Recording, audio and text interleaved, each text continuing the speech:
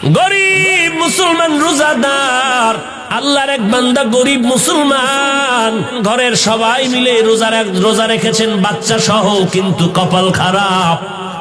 সন্ধ্যা হওয়ার আগে টেনশনে পড়ে গেল, ইফতারি করার কোনো টাকা নেই, কি করব?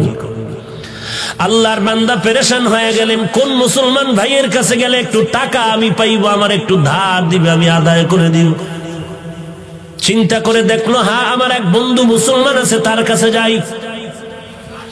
গরিব মুসলমান রোজাদার মুসলমান ধনীর বাড়ি গিয়া কয়, ও আল্লাহর বান্দা, আমি বড় গরিব মানুষ, আমি এক গ্লাস পানি দিয়ে স্ত্রী সহ ইফতার করতে পারবো, কিন্তু আমার সন্তানেরা রোজাদার, ওদের মুখের সামনে দিতে না পারলে কলিজায় বড় আঘাত।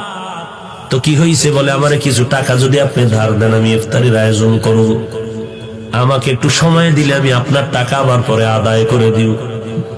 আল্লাহর বান্দা অহংকারী মুসলমান বলে, যাও, তোমাকে একটা টাকাও দেওয়া হবে না। দূর করে দিলেন গালি দিয়া।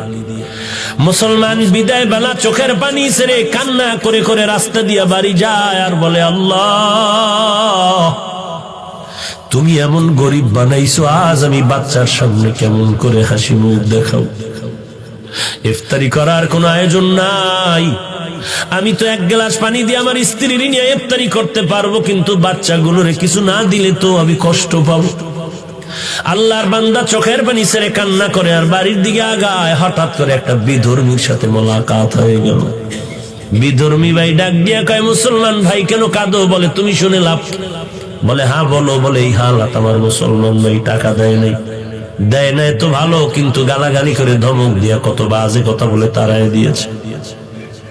বিধর্মী আল্লাহর বান্দা বলে, যদি মনে কোনো কষ্ট না নাও, আমি তোমার ইফতারির টাকা দিব, পারলে তুমি আমাকে দিয়া দিও, না পারলে কোনো দাবি নেই, যাও তুমি টাকা নিয়ে যাও। লোকটা চিন্তায় পড়ে গেল, আমি কি করব?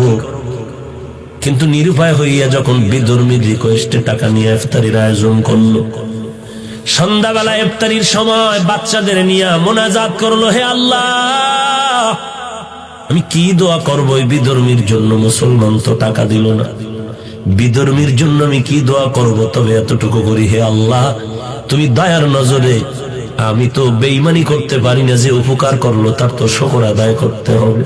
আমি এতটুকু দোয়া করি, তুমি তার সিনার মধ্যে হেদায়েতের নূর দান করে দিও।